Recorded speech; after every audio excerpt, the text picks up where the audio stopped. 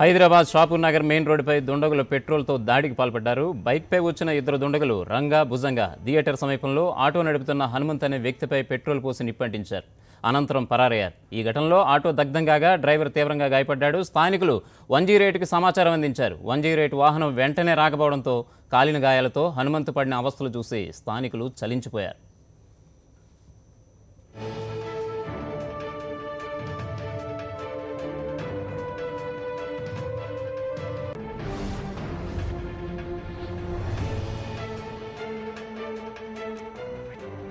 ఇదిలో ఉంటే దీనికి సంబంధించిన పూర్తి వివరాలు, మరిన్ని వివరాలు మా ప్రతినిధి వాసుని అడిగి తెలుసుకుందాం. వాసు, చెప్పండి, ఈ ఘటన ఖచ్చితంగా ఇదేదో కావాలని చేసినట్టుగా ఉంది. అసలు పోలీసులు ఏమంటున్నారు దీనిపై?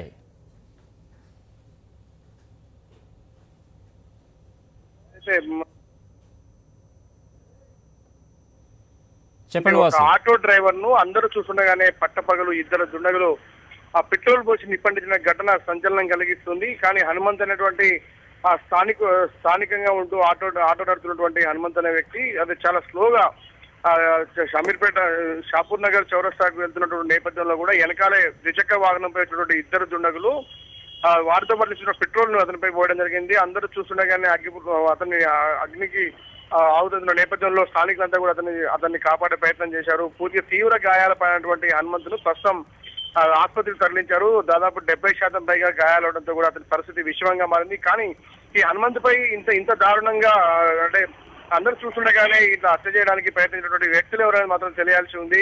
ప్రస్తుతం అక్కడ ఉన్నటువంటి సీసీ కెమెరా ఫుటేజ్ కానీ చౌరస్తాల ప్రత్యక్ష సాక్షులు కూడా ప్రస్తుతం పోలీసులు విచారిస్తున్నటువంటి పరిస్థితి. కానీ ఇది కుటుంబ పరిస్థితులు, లేదంటే ఆస్తి వివాదం, లేదంటే ఆటో వాళ్ళతో ఉన్నటువంటి ఇంకేమైనా గొడవల కారణంగా ఈ యొక్క దారుణానికి ఒరిగట్టుంటారని ప్రస్తుతం పోలీసులు అనుమానిస్తున్నారు. కానీ ఆ ఇద్దరు వ్యక్తులు ఎవరు, ఇతన్ని ఇంత దారుణంగా అంటే ఇంత దారుణంగా పెట్రోల్ పోసి తగలబెట్టాల్సిన అవసరం ఎవరికి వచ్చిందనే కోణంలో ప్రస్తుతం పోలీసులు దర్యాప్తు సాగిస్తున్నారు.